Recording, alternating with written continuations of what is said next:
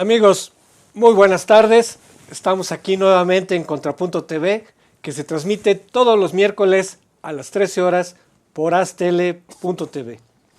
Hoy nos da mucho gusto y podemos decir que nuestro programa se engalana, ¿verdad? Pues tenemos una invitada muy especial, nada menos que Rina Musali. Te agradecemos mucho que estés con nosotros. Como ustedes saben, es una de las conductoras estelares del canal del Congreso. Tiene unos programas que son realmente que son muy vistos, tiene un gran rating. Vértice Internacional es uno de ellos y el otro tiene que ver como elecciones en el mundo, ¿verdad? Así es, Enrique. Y también pues tiene un programa en TV UNAM, publica en diversos medios impresos y pues nos da mucho gusto que estés con nosotros. Enrique, gracias, muchísimas gracias por esta invitación y por compartir con tu audiencia. Y aprovechamos para publicitar aquí un texto electrónico, si nos puedes hablar de ese libro. Sí, fíjate que estamos muy contentos porque el canal del Congreso, junto con el INE, el Instituto Nacional Electoral y también en colaboración con el Instituto Matías Romero de la Cancillería Mexicana, pues conjuntamos esfuerzos para sacar adelante un libro electrónico que se llama Las 50 elecciones en el mundo, diálogo entre expertos. Se trata de una compilación de las 50 elecciones más importantes entre el año 2012 y 2015. Y bueno, continuamos con esta serie de televisión que se transmite cada domingo antes de la jornada electoral. Y bueno, pues sumamos ya 50 elecciones en el mundo. Seguimos trabajando también para encaminarnos a más elecciones y poderlas documentar y darles un seguimiento disciplinado y sistemático en el tiempo. Es una labor muy ardua, amigos, porque pues esta mujer tiene que estar pendiente de toda la situación política del mundo. O sea, cuando hablamos del mundo hablamos de 5 continentes y conforme el mundo se ha hecho democrático, pues cada vez va a haber más elecciones.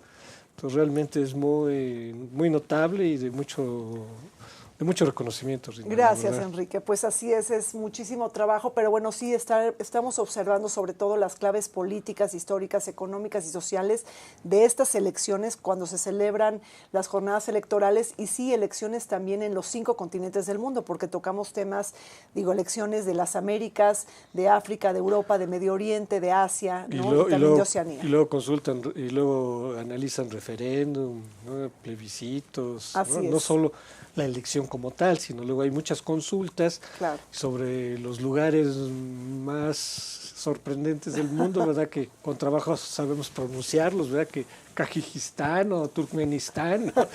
Sí, países muy extraños y gracias a Rina pues nos podemos ilustrar. Y bueno, pues hay que aprovechar que es un internacionalista que tiene esta visión global. Y ahora pues vamos a comentar pues una región que nos es muy cercana, que es América Latina. Y bueno, pues ¿qué te parece si vemos el contexto de cómo se vienen las elecciones? Tenemos una primera lámina, si la podemos ver, por favor. Mira, tiene que ver con el crecimiento de América Latina. Aquí vemos, si ves la columna de la izquierda, es del 2017, que si podemos ver, pues el crecimiento pues es realmente muy raquítico, pero hay crecimiento, ¿no? Y si ves en ese contexto del 2017, pues México no está tan rezagado como podría pensarse, ¿no? Con relación a otros países. Incluso si ves el promedio, México está arriba del promedio del 1.3, México creció 2.2 más o menos, algunos dicen 2.3, otros 2.1, en promedio es 2.2, ¿no? Claro. Entonces ve como en 2017 México está arriba del promedio y para el 2017, pues México ahí está también peleando para poder estar en el promedio latinoamericano. ¿Qué te dicen estas cifras, Rina? Pues mira, conectemos estas cifras con el tema de las elecciones en América Latina. Traemos un calendario muy saturado y muy tupido en materia electoral. Este domingo se celebran elecciones en Costa Rica. Todo apunta a que habrá segunda vuelta electoral porque se presentan 13 candidatos. Solo una mujer está en esta matemática electoral. Luego tenemos elecciones en Paraguay. También hay elecciones adelantadas o anticipadas en Venezuela antes del 30 de abril, que ahí, bueno, pues hay una enorme discordia entre el gobierno chavista de Nicolás Maduro y la oposición, porque se buscaba la oposición que se celebraran elecciones a finales de este año y Nicolás Maduro de alguna manera las adelanta. Por otro lado, tenemos elecciones en Colombia, tanto legislativas como presidenciales, que son muy importantes porque se está jugando la instrumentación de la paz, y también las elecciones en México. Además, de la posible despedida de Raúl Castro de Cuba. Entonces sí hay que tener un radar electoral muy interesante en América Latina, y yo te diría que eso también se combina con lo que pasa en otros lugares del mundo. No podemos dejar de lado las elecciones en Rusia, un Vladimir Putin que busca extender su estancia en el poder hasta el año 2024. Él llegó en el año 2000. Tenemos también elecciones importantes en Italia y en Suecia. En términos de la Unión Europea, no es un año electoralmente tan importante como sí lo fue el año pasado. Digo, tú recordarás, Enrique, tuvimos elecciones en Francia. En Reino Unido, las anticipadas, claro, cuando Theresa May de alguna manera pierde la mayoría absoluta en el Congreso, una disputa por 650 escaños y alcanza, si no mal recuerdo, 318. Tenemos elecciones en Países Bajos en donde hay una derrota de Geert Wilders, que es un candidato antisistema, eurófobo y sobre todo pues muy desencantado, ¿no?, de la Unión Europea, y con posiciones anti-inmigrantes muy fuertes. Pero a ver, antes de entrar a los detalles, sí, tú en tu artículo señalas sobre el desencanto que hay con la democracia. Sí. Pero digamos, ¿por qué no se da una correlación? Si se supone que América Latina está creciendo, a lo mejor muy raquíticamente, pero hay crecimiento, quiere decir que las condiciones económicas no se han deteriorado. ¿Por qué se da este deterioro en relación, si la economía no anda tan mal, por qué se da este descrédito de la democracia? Así es, mire, el Latinobarómetro nos habla de una insatisfacción de la democracia en varios países de América Latina, población que está desencantada, que está inconforme, que está enojado con los partidos políticos y con la forma tradicional de hacer política. Es decir, hay un reclamo sobre el desempeño de los gobiernos, hay un reclamo en materia de eficacia de los gobiernos y de los resultados que están dando frente a principales preocupaciones, ¿no? Pero por otro lado, yo te diría que América Latina terminó su década dorada de bonanza económica. Tenemos una caída internacional de los precios de las materias primas y de los hidrocarburos, y muchos de nuestros países de América Latina siguen teniendo bases agroexportadoras. Sí, en efecto, si ves esa lámina, ves como justamente la tendencia, claro, va a la baja justamente después del 2010, pero ahorita ya está levantando, ¿no? Sí. O sea, justamente con la caída de los commodities se vino abajo el crecimiento, pero luego ya está levantando. Pero fíjate que precisamente en esta caída de los commodities es cuando se viene una nueva correlación de fuerzas políticas, sobre todo en los países del Cono Sur. Digo, la llegada de Michel Temer en Brasil, Macri. Mauricio Macri en Argentina, y bueno, ahora con una segunda vuelta electoral en Chile en donde resultó electo Sebastián Piñera.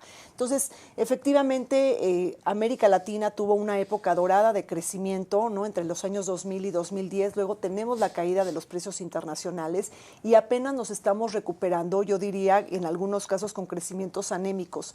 Pero sí, el tema de la bonanza en América Latina, pues es un tema que también ayuda, ¿no?, a que ciertos gobiernos pues sigan religiéndose o bien sigan en el poder.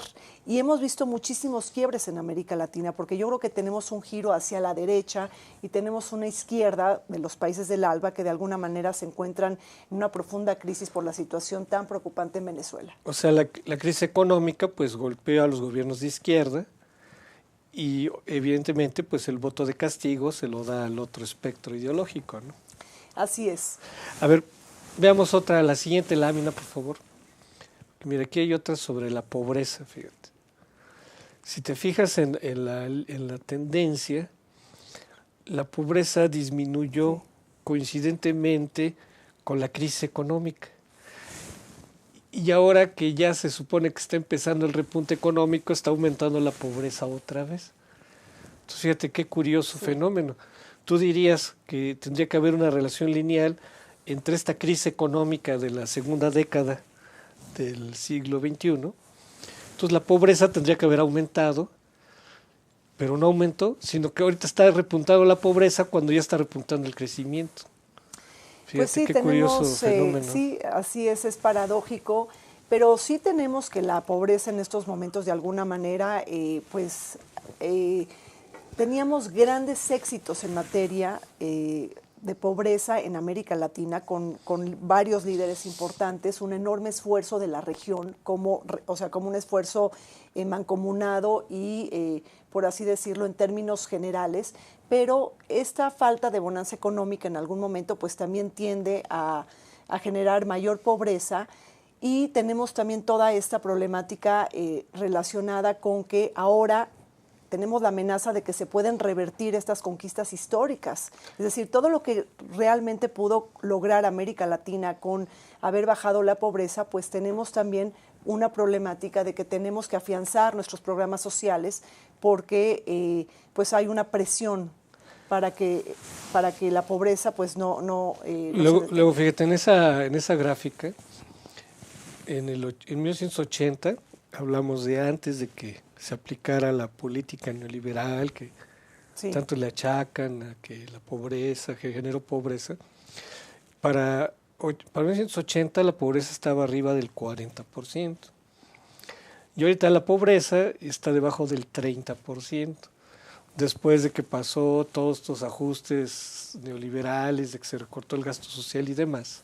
Sí. A pesar de eso, es menor la pobreza, tanto en términos absolutos como relativos, que antes de que se aplicara la política neoliberal, fíjate. Pero yo creo que lo que es importante también comentar, Enrique, es que a todos estos análisis económicos también hay que vincularlos con la crisis de representación política en América Latina. O sea, lo que sí tenemos es poblaciones que no están viendo reflejadas sus demandas en materia de gobierno. Sociedades muy desencantadas, muy indignadas, que no están pudiendo ser representadas en las diferentes ofertas políticas. Estamos viendo una enorme fragmentación del voto, una enorme atomización de las preferencias electorales. Digo, lo decía hace un momento, en Costa Rica hay 13 candidatos, ¿no? 2 de ellos, los principales punteros, van a una segunda vuelta electoral. Y tenemos todo este problema también de que se han engordado las sociedades y las clases medias, y estas clases medias están exigiendo más una respuesta a sus problemáticas. Entonces, también tenemos un engordamiento que está relacionado con todo lo que estamos diciendo de la pobreza, pero también sociedades más exigentes en términos políticos, más exigentes con la agenda de transparencia y rendición de cuentas, que en muchos países de América Latina no lo vemos. Lo que estamos viendo son elecciones que están entrecruzadas por la trama de corrupción, cada una en casos particulares. Tenemos la trama de Odebrecht, que de alguna manera vincula a varios países de América Latina, y bueno, en Costa Rica el tema del cementazo, que también de alguna manera pues ha generado muchísima indignación de la población. ¿No será que toda esta justa, digamos, exigencias que le damos a la democracia, no será que es como exigirle a un niño que sale del huevo y que queremos que corra los 100 metros en 10 segundos? O sea, si tú te pones, si ves en perspectiva histórica, sí, lo que es la democracia en América Latina, o sea, América Latina no es una región de tradición democrática. Tú verlo en perspectiva histórica. Claro. Somos países que hemos vivido autoritarismo, caciquismo, dictaduras militares, caudillismos. Y en perspectiva histórica, pues, digamos, la democracia tiene una generación, sí, máximo 2 generaciones, dependiendo del país. Y fíjate ¿No crees que hay demasiada exigencia sobre la democracia, sí, cuando apenas sale del huevo? Sí, yo creo que sí. Pero el gran desafío de nuestros países es cómo funcionan las democracias y si éstas pueden elevar la calidad de vida. Por eso hay tanta desafección y tanto desencanto, porque si nosotros vemos los parámetros de la insatisfacción de la democracia, muchos de los ciudadanos prefieren, hasta en algunas ocasiones, respuestas autoritarias o respuestas de hombres fuertes. Es que ese es el problema. Sí. Como se le quiere pedir a un niño que rompa el récord olímpico, entonces, y como no lo va a poder hacer porque la construcción democrática es una construcción de generaciones. Claro. O sea, tú ves los países europeos, todo lo que han tenido que sufrir para tener democracias consolidadas, guerras mundiales, fascismos, totalitarismos, claro, ¿sí? Y en cambio en América Latina, por querer exigir que corra el récord, la democracia, el récord olímpico, entonces como no lo va a poder hacer, entonces escojo un Mesías, un Salvador, sí, tú hablabas del cesarismo, ¿no? Sí, exactamente, el cesarismo de Venezuela y de Nicolás Maduro. Sobre el tema de las democracias, yo creo que es importante entender que en América Latina hemos alcanzado las democracias electorales, pero también en algunos casos, es decir, todavía necesitamos afianzar más las democracias participativas y no tan procedimentales o técnicas. Es decir, la democracia electoral la hemos conseguido en muchos casos, pero también está puesta al desnudo, por ejemplo, lo que pasó en Honduras con las elecciones en el año 2017, ¿no? Es decir, elecciones que fueron observadas por la comunidad internacional y que no han sido avaladas por otros organismos internacionales porque se habla de un fraude frente a una reelección. Y eso es la segunda parte de mi comentario. Es decir, estamos viendo en América Latina una ola reeleccionista muy importante. Ahora que tenemos pronto ya las elecciones en Paraguay, el año pasado en Paraguay se generó una crisis política muy grande porque Horacio Cartés y su Partido Colorado buscaban que Horacio la reelección, y bueno, la oposición no lo permitió, hubo disturbios, hubo protestas, hubo también extrañamientos de la comunidad internacional y finalmente Horacio Cartés desiste de su aspiración de alargar su estancia en el poder. Pero no nada más Paraguay, claro. Lo vemos con Evo Morales en Bolivia, quien ya perdió varios referéndums al respecto. Lo estamos viendo, por ejemplo, de manera contraria con el referéndum de Ecuador, que tendrá lugar también este domingo, en donde Lenín Moreno hace un referéndum constitucional para no permitir la reelección. ¿Esto qué quiere decir? Que se le puede impedir la participación del expresidente Rafael Correa para que no regrese al año 2021 en Ecuador. Exacto. Y tenemos el tema reeleccionista, por así decirlo, sí con una democracia electoral, que cumple elecciones, pero eso no significa que tenga resultados de limpieza electoral y de imparcialidad en Venezuela, porque el Poder Electoral Nacional, pues de alguna manera ha aprobado pues no tener un distanciamiento, no ser un órgano independiente frente al gobierno de Nicolás Maduro.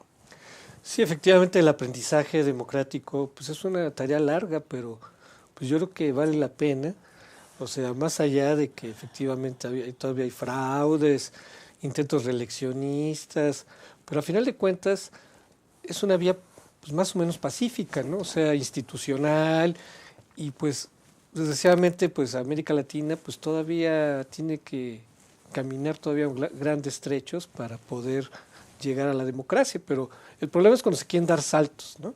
Sí. Se quieren dar saltos mortales y es cuando se producen grandes problemas. Amigos, estamos aquí en Contrapunto TV, vamos a una pausa y regresamos.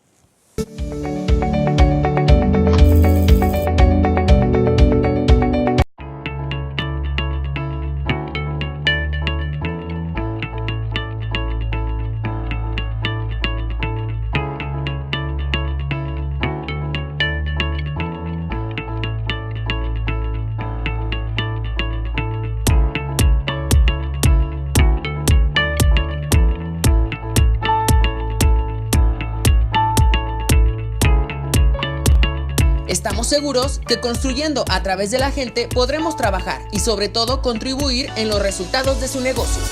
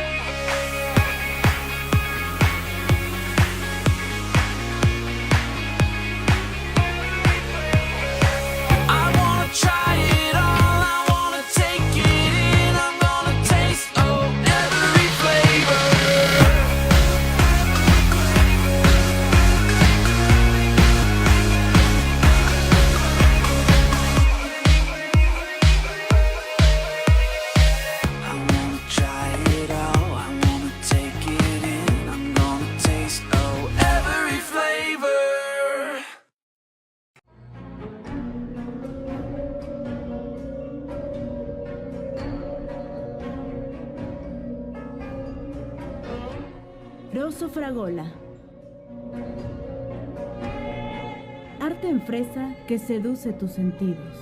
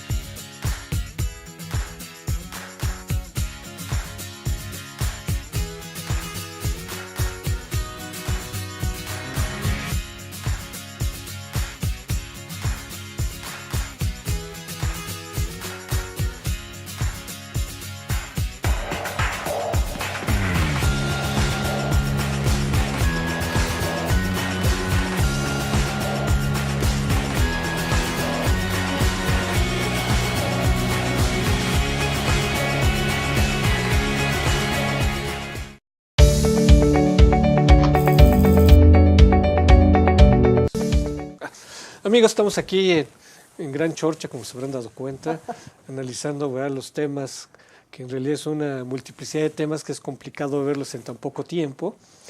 Antes de entrar ya a las elecciones propiamente dichas, aquí vamos a ver la siguiente lámina, que es cómo está el mapa, le llaman mapa ideológico, pero en realidad pues son cómo están los presidentes, cómo está la correlación de fuerzas políticas en América Latina. Ya es que a principios de siglo pues parecía que la izquierda tenía pues una hegemonía, ¿no? Pero ¿cómo ves ahora?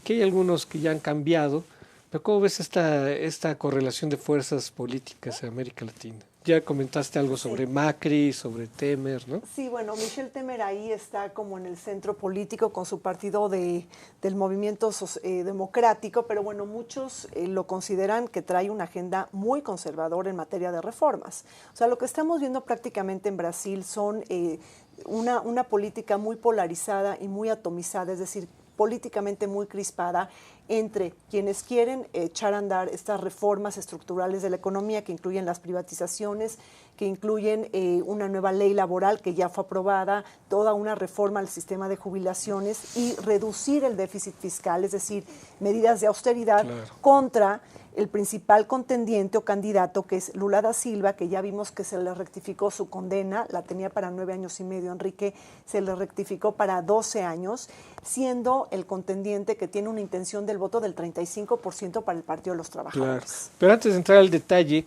globalmente diremos, si a principios de siglo la izquierda tenía más poder, ¿podríamos decir que ahora en esta segunda década la derecha tiene más fuerza?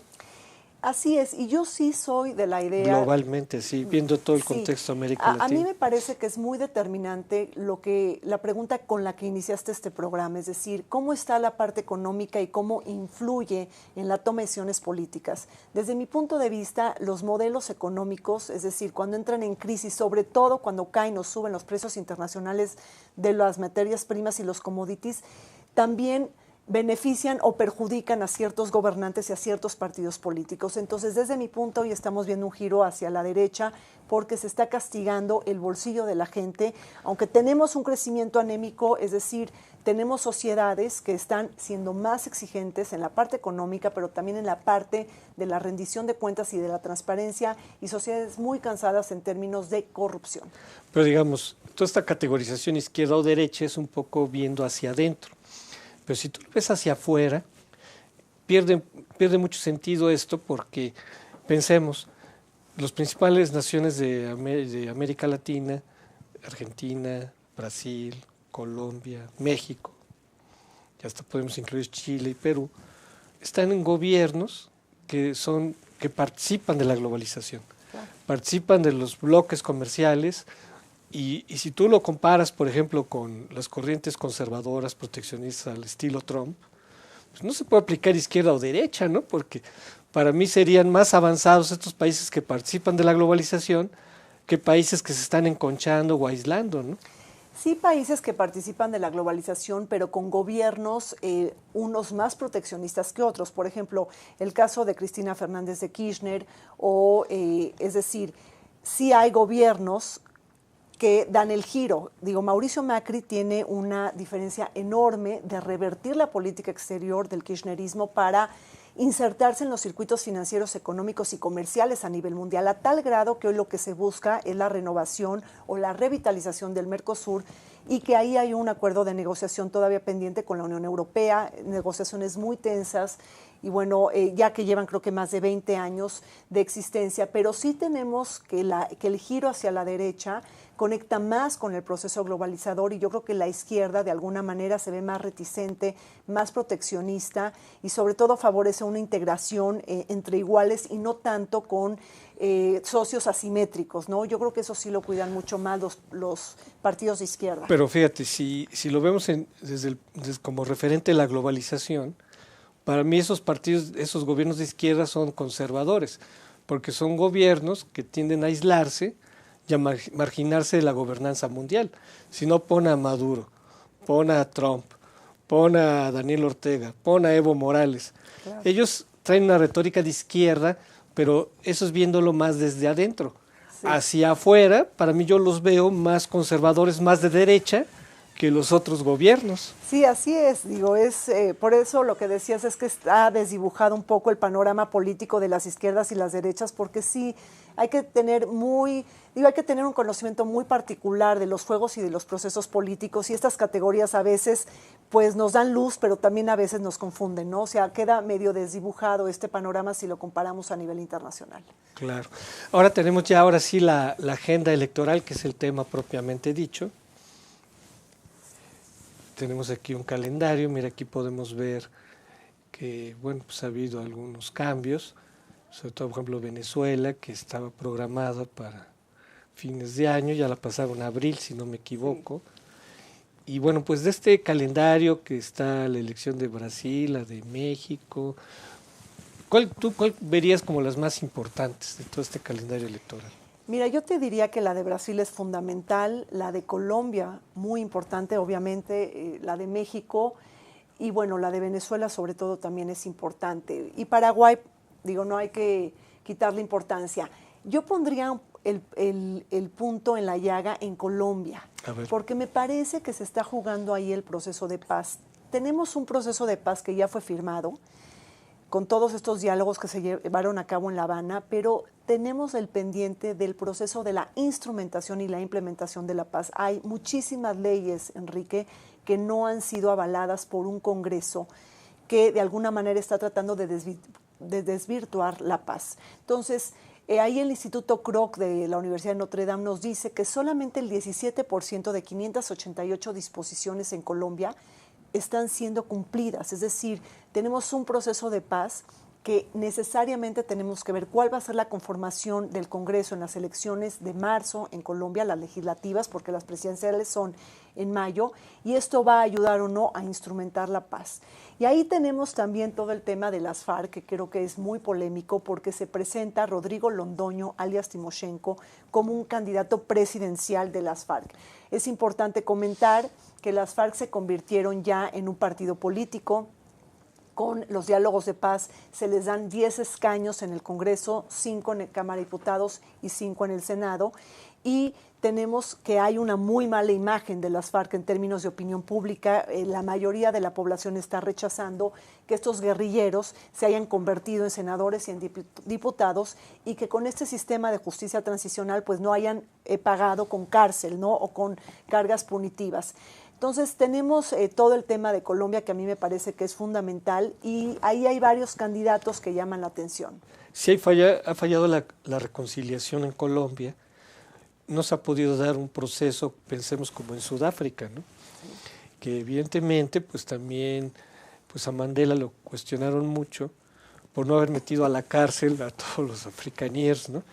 Entonces yo creo que tendría que tener Colombia en esa mira. Sí.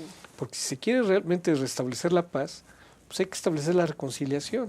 a través de un sistema de justicia transicional, pero eso no se ha entendido realmente en Colombia. Gran parte de la población, y es una población también que está muy polarizada, prefieren no llegar a un acuerdo de paz hasta que estas personas no cumplan con cargas penales. O sea, tenemos todo el tema de la justicia transicional que no termina de convencer a los colombianos, y tenemos ahí el Centro Democrático de Álvaro Uribe, que ha sido un detractor de la paz. Ahora presenta un nuevo candidato, Iván Duque, que por supuesto pues puede ver amenazada la paz porque realmente no está generando un convencimiento en la población. Vemos una sociedad muy dividida y me parece que en muchas ocasiones es mejor una paz imperfecta, ¿no? Porque bueno, todos estos procesos van a ser imperfectos, pero finalmente es alcanzar la paz después de 52 años de conflicto armado. Claro, y en Colombia, que ha sido un país que ha estado en guerra civil pues prácticamente desde la independencia, es muy difícil no asociar la justicia a la venganza, ¿no? Claro. Entonces, es muy complejo. Muy, muy complejo el proceso de Colombia. Te diría yo también sobre el panorama electoral en otros países. Digo, está, por ejemplo, el caso de Brasil, pero también el de Venezuela. Venezuela me parece que es sintomático. México se salió ya de las negociaciones, de los diálogos que se estaban dando en República Dominicana, sobre todo porque no había coincidencia con la fecha de cuándo celebrar elecciones. Y me parece que esto es un dato muy sintomático en términos políticos. El timing político de cuando se hace una elección no es un dato menor. Y bueno, ahí tenemos a una oposición muy dividida, muy fragmentada, golpeada en el sentido de la disidencia política y pues que los agarra desprevenidos, ¿no? De entrada, no tienen tiempo de para entrada no hay prepararse. elecciones libres, Claro. Desde que el gobierno controla los órganos electorales, los tribunales, Sí, los ¿no? medios de comunicación. Medios de comunicación, entonces no hay y que elecciones. tiene el ejército de su lado, también es importante Además, decirlo. ¿no? Entonces, todos estos factores de poder los controla el hombre fuerte de Venezuela. Sí. Entonces no hay elecciones libres propiamente, ¿no? No, y tenemos a un Leopoldo López que está en un arresto domiciliario, tenemos a un Antonio Ledesma como un gran opositor político exiliado en España, y también tenemos a Capriles, que está inhabilitado políticamente por 15 años. Entonces, todavía ni siquiera tenemos un candidato visible, ¿no? Pudiera ser quizá Henry Ramos Alup, que fue ex presidente del Congreso Nacional cuando era de mayoría opositora, pero todavía no tenemos claridad sobre el candidato en unas elecciones que los agarran desprevenidos, que son anticipadas, ¿no? Y que están siendo adelantadas. Sí, Venezuela es un clásico ejemplo de un país que quiso dar un salto mortal con el chavismo y ahorita están muy arrepentidos de haber apoyado esta aventura, Sí. que ya no saben cómo va a terminar porque pues no se ve la salida, ¿no? No se ve que pueda haber una transición democrática, sino más bien pareciera que la crisis ya se está, pues nunca se sabe cuándo va a tocar fondo esta crisis. Sí, es decir, una crisis que se está intensificando en todos los sentidos. Tenemos una crisis política, una crisis institucional, una crisis económica, todo el problema del desabasto de alimentos y medicinas, y todo esto se combina también con un aislamiento diplomático. Tenemos ahí un grupo de Lima, en donde México también lo está liderando junto con otros países, y en donde pues no están apoyando las decisiones que toma Nicolás Maduro, una Venezuela que anuncia que se va a salir de la Organización de Estados Americanos y que fue expulsada del Mercosur. Es decir, un aislamiento diplomático de Venezuela, que tampoco eso pues es bueno para el país. No, y están recayendo a estándares de los años 80, cuando hablábamos de que el Producto Interno Bruto caía a -5 o más en América Latina, con inflaciones de 3 o más dígitos. O sea, todo eso es una recaída de 30 años, es como todo el esfuerzo de una generación se viene abajo, ¿no? Claro. Y otro tema que me gustaría destacar es Costa Rica. Y Costa Rica lo traigo a colación, sobre todo por tus primeras preguntas, Enrique, que hablabas de la democracia. Costa Rica sí es un país con una enorme vocación democrática, tiene indicadores sociales y de desarrollo humano mucho más sólidos que otros países de América Latina. Tenemos menos rezagos sociales ahí, tenemos una mayor homogeneización de la población y bueno, es un gran ejemplo en América Latina. Hasta se ha hablado de esta excepcionalidad, ¿no? Como el paladín de la democracia, como un ejemplo a seguir en América Latina. Y bueno, una Costa Rica que también tiene que blindarse muy bien de todos los parámetros de conflictividad que hay alrededor de ella en Centroamérica, con el narcotráfico, el crimen organizado, la violencia y la inseguridad. pero las elecciones en Costa Rica se me hacen interesantes porque se desfunde el sistema bipartidista tradicional basado en el Partido de Liberación Nacional y en el Partido de la Unidad Social Cristiana, y ahora hay un ascenso meteórico de Fabricio Alvarado, que es un evangélico, surge él del Partido de Restauración Nacional, no había tenido, ni siquiera entraba a la segunda vuelta electoral, y en este mes de enero ha tenido una participación muy importante en las preferencias electorales, y tiene que ver con su propuesta de sacar a Costa Rica del sistema interamericano de derechos humanos para no acatar la disposición de legalizar el matrimonio igualitario. Amigos, vamos a hacer una pausa y regresamos.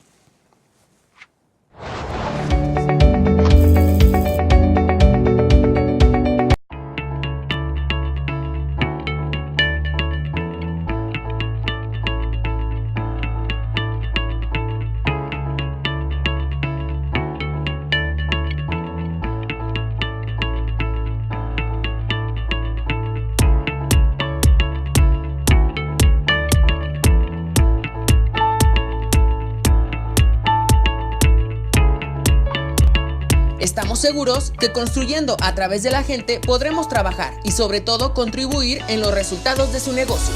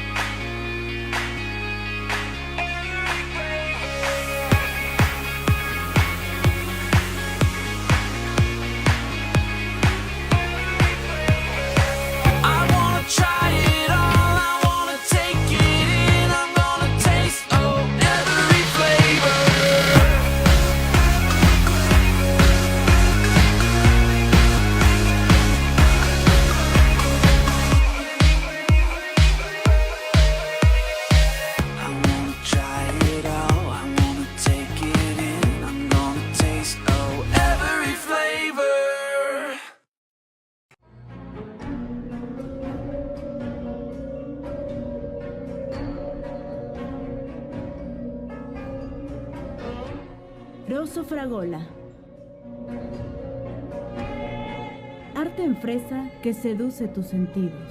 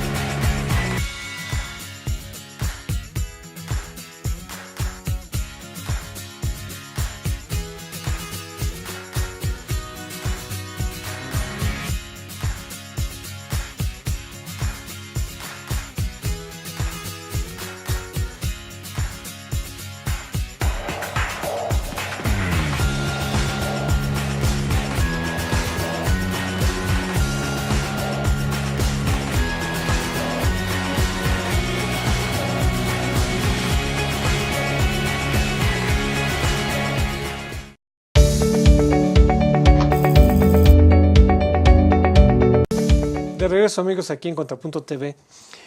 Bueno, ya hemos visto algunas elecciones importantes. Ahora veamos cuáles son las repercusiones geopolíticas de que gane o pierda un determinado candidato. ¿Cómo ves? ¿Qué elección puede tener una repercusión geopolítica fuerte de todas estas? Pues yo te diría que hay que tener nuestra visión puesta en México y también en Brasil. Brasil es el país más poblado y más grande de América Latina, y entre México y Brasil se disputan, o sea, conjuntamente se apuntan con el 60% del PIB regional. Entonces yo creo que Brasil y México son los gigantes de América Latina. Para el caso de Brasil, se ve muy complicada la posibilidad de que Lula da Silva se pueda convertir en candidato. Ya dijimos que hubo una condena el pasado 24 de enero y, si no me equivoco, sin Lula, el Partido de los Trabajadores solamente tiene un 4% de intencionalidad de voto. Es decir, no tienen plan B el Partido de los Trabajadores. Oye, y Lula... Pues qué dramático, ¿no? O sea, sí. Entonces era un partido caudillista totalmente. Exactamente, basado en la persona y en la figura del líder. Y bueno, yo creo que Lula da Silva va a seguir dando las batallas legales, todavía tiene algunos recursos. Sin embargo, vemos que el partido de Michel Temer, que es el partido del Movimiento Democrático, sí, no tiene todavía candidato. A tal grado es la desaprobación de Michel Temer en Brasil, casi el 94% que desaprueba su gestión, que ni siquiera tiene un candidato visible este partido político. Por otro lado, tenemos a Marina Silva, que ya fue ministra de Medio Ambiente de Lula da Silva, ya ha estado en las últimas elecciones tratando de pasar a la segunda vuelta electoral, falla, pero ha quedado como la tercera fuerza política. Y bueno, tenemos ahí a otros candidatos, a Alckmin, que tampoco no estamos seguros de su futuro político, a Aécio Neves, que fue un senador que también está acusado por temas de corrupción. Pero yo creo que Brasil es importante. Hay una lucha muy fuerte a nivel interno entre estas ideas progresistas y de izquierda con esta agenda conservadora, ¿no? Es decir, toda esta pugna de un Estado grande y de bienestar frente a un Estado chico, ¿no? Y que no se convierta como en un obstáculo para la iniciativa privada. Pero el hecho que Lula se ha dejado fuera del proceso pues nos sirve de indicador de que pues, los grandes intereses económicos, políticos de Brasil pues van a ir hacia un candidato conservador. Y entonces yo pienso que Brasil de alguna manera va a seguir esta línea que viene con Temer. Fíjate, ¿no?, que fue muy interesante, Enrique, lo que pasó el 24 de enero con esta rectificación de la condena de Lula. La verdad es que los jueces, fueron 3 jueces, no fue una votación de 3-0, no fue una votación de 2-1, sino fue una votación de 3-0, es decir, los 3 jueces de manera unánime condenan a Lula, pero también le meten mano al proceso electoral desde el momento en que le abren la puerta al segundo contendiente, que se llama Jair Bolsonaro, que él es un diputado conservador del Partido Cristiano, y de alguna manera él está, se le conoce como el Trump brasileño por sus declaraciones. Sí, así lo mencionas en tu artículo. Sí, o sea, con declaraciones sexistas, con escándalos, y sobre todo porque ha apoyado a la dictadura, es decir, rindió homenaje a algunos torturadores en la época de la dictadura. Entonces, ha llamado mucho la atención este candidato, y tiene una intención de voto entre el 17 y el 19%. No, pues sí, va a ser un candidato de mucha polarización. Entonces, yo creo que en Colombia no sé qué tanta perspectiva tendría ahí la izquierda propiamente, pero yo pienso que más bien México sería el elemento clave dentro de esta nueva geopolítica, ¿no? Sí, en la parte de Colombia vemos que la izquierda todavía está dividida, hay más de 30 partidos políticos en Colombia, es decir, una enorme partidización y una burocracia electoral, por así decirlo, muy grande, y todavía no tenemos al candidato de izquierda. Está Sergio Fajardo, está Gustavo Petro, por otro lado, que fue el exalcalde de Bogotá, y bueno, todavía no está muy clara la escena política. Para el caso de México, yo creo que sí, podría dar un giro geopolítico importante, sobre todo por la tradición histórica, que nunca ha gobernado, por así decirlo, una izquierda, ¿no? Entonces, tenemos el caso de México que sí, que pudiera dar la vuelta al mundo, y pues hay que esperar con las elecciones más caras de la historia, las más complejas, ¿no? Y que presentan un desafío técnico y logístico tremendo, ¿no? Con más de 156,000 casillas que tiene que instalar el INE, pero sobre todo por la importancia política de elegir al nuevo presidente de la República, más de 3,000 cargos de elección popular y todo el Congreso, además de las gobernaturas y la Ciudad de México, ¿no? Aprovechando que ya estamos en México, tenemos una última imagen, si la podemos ver, por favor. Pues mira, esta es una encuesta del Universal que salió a principios de la semana, donde pues llama la atención cómo está el 2x1 López Obrador con relación a Mid. Luego ya han empezado a salir otras encuestas, no sé si he visto ahora una del Heraldo, donde les da un empate técnico y pone a Mid en segundo lugar. Pero digo, más allá de estas diferencias, en todas las encuestas aparece López Obrador en primer lugar y se dice que si fuera hoy la elección, él ganaría. ¿Cómo ves este asunto? Pues mira, yo veo una elección muy competida, muy ajustada, realmente una elección partida en tercios, en donde por primera vez están jugando las candidaturas independientes, y estas candidaturas independientes que son muy importantes, pero que de alguna manera le están robando intencionalidad política, ¿no?, y electoral a los tres grandes.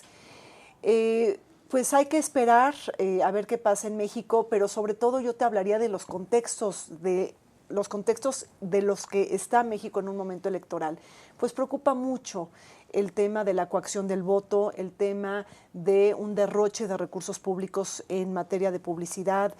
Tenemos un electorado que está cansado con las tramas de la corrupción y que está realmente tratando de buscar mayores exigencias en la parte de la rendición de cuentas y de la transparencia. Entonces, tenemos contextos complicados, también un contexto basado en el narcotráfico y en la narcopolítica, por así decirlo, es decir, la violencia, la inseguridad y el crimen organizado, pues que siguen operando en nuestro país. Luego, fíjate, en esta encuesta del Heraldo llama la atención que quien gana, quien tiene más, por llamarle simpatía, son los indecisos. O sea, los indecisos son el 28% frente a 25% de López Obrador. Entonces, pareciera que si de alguna manera la contienda se empareja, los indecisos van a ser fundamentales. Así es, los indecisos generalmente, bueno, en algunas elecciones se convierten en el fiel de la balanza, quienes inclinan el péndulo político de un lado al otro. Lo vemos también en el caso de Costa Rica, 20% de indecisos una semana antes de las elecciones, Enrique. Es decir, las preferencias electorales o los partidos políticos que no están terminando de convencer a los ciudadanos. Y las campañas electorales que precisamente se hacen y se targetean para captar y seducir el voto de los indecisos. Y bueno, hay que también tocar el tema del abstencionismo en México, hay que ver hasta dónde va a llegar este abstencionismo, que digo, lo hemos tenido tradicionalmente en diferentes contiendas electorales. Luego pareciera que porque de alguna manera sí se da una polarización entre el anti-PRI y el anti-López Obrador. Entonces dicen que entre esta polarización justamente está Ricardo Anaya y el Frente como un tercero en discordia. ¿Cómo ves este asunto? Pues mira, el tema del Frente me parece que es un acto de mayor civilidad política para México. Yo lo veo con buenos ojos en el sentido que si lo comparamos con la política electoral europea, pues vemos que en Europa, por ejemplo, todo el tiempo se concertan coaliciones de gobierno y se hacen acuerdos con diferentes partidos políticos, aunque sean ideológicamente dispares, se llegan a acuerdos políticos. Digo, un caso muy claro es Alemania, ¿no? Angela Merkel, que hasta unos días pues seguía con el problema de no tener gobierno, pero que ya se ve con mayor certidumbre un posible pacto con la socialdemocracia que encabeza y lidera Martin Schulz. Es decir, ¿qué pasa? Se dejan de lado los extremos políticos, se dejan de lado los posicionamientos ideológicos que de alguna manera no combinan o que generan rechazo y que despiertan antipatías para correrse al centro. Y en el centro me parece que el Frente por México de alguna manera pues está de acuerdo en los grandes problemas de México, que es cómo combatir la corrupción, la inseguridad, la violencia, la pobreza. Es decir, ahí ideológicamente pues no hay tantas diferencias y correrse al centro político, pues esto también pudiera dar una opción ciudadana. Aunque el Frente deja huecos importantes que no abarca y que a lo mejor, y que veo que difícilmente López Obrador los pueda contemplar, como son los derechos reproductivos de las mujeres, los derechos de la diversidad, la legalización de las drogas. Sí. Entonces, a lo mejor, pensando si Mitt se pone listo, a lo mejor podría tomar esas banderas. Sí, porque hasta ahorita se ve que esas banderas que son muy polémicas, pues no están siendo disputadas por ninguno, ¿no?, de los frentes políticos, sobre todo por este frente que se va más al centro, que deja de lado estos temas espinosos, y también ahí tenemos a un Andrés Manuel López Obrador que se está cuidando sobre todo pues de este proceso. Porque decir que los pone a consulta es de alguna manera decir que no está de acuerdo, ¿no? Claro. Así y bueno, es. y finalmente tú comentabas otras elecciones que aunque no son propiamente de la agenda latinoamericana, pues van a tener repercusiones como es en Rusia y como es en Estados Unidos. Sí, y bueno, y en Europa tenemos las de Italia que también son importantes porque quizá regrese Berlusconi al poder, o sea, el 3 veces primer ministro que hace una coalición de gobierno con la Liga del Norte, con los Hermanos de Italia y con Forza Italia, que es un partido, y que, bueno, pues sigue ahora, digo, todavía no se ha definido si va él o no, porque está esto debatiéndose en un tribunal de Estrasburgo, pero quizá sí vaya Silvio Berlusconi como el hombre fuerte de Italia que está representando la coalición de derecha. El tema de Rusia me parece que es fundamental, Enrique. Tenemos Vladimir Putin, que llegó al poder en el año 2000, que busca alargar su como estancia. Como interino.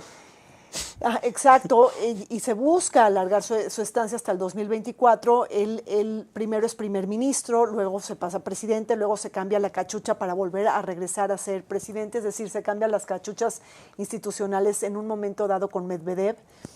Y la pregunta es qué significa para un occidente, es decir, para Estados Unidos y para la Unión Europea, un Vladimir Putin hasta el 2024, cuando sabemos que Rusia está sancionada económicamente, financiera y diplomáticamente por la anexión de Crimea, por el conflicto en Ucrania, y una Rusia que está muy enojada porque tenemos una OTAN cada vez con una política de puertas más abiertas, más globalizada y que le está pisando los cinturones de seguridad.